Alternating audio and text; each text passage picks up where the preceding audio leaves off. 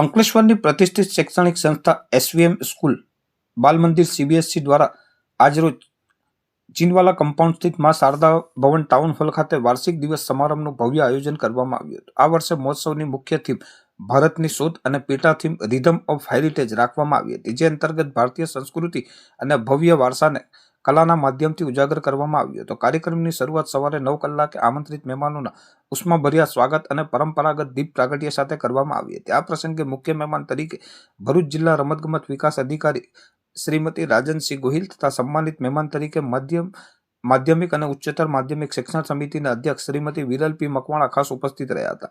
આ ઉપરાંત doctor MG Panchal, Shrimati બીનુ Mallik, મિલેન્દ્ર કેસરોલા, રચના શેઠ, ભાનુભાઈ પટેલ અને ધર્મેન્દ્ર શાહ જેવા મહાનુભાવોએ હાજરી આપી બાળકોને પ્રોત્સાહિત કર્યા હતા।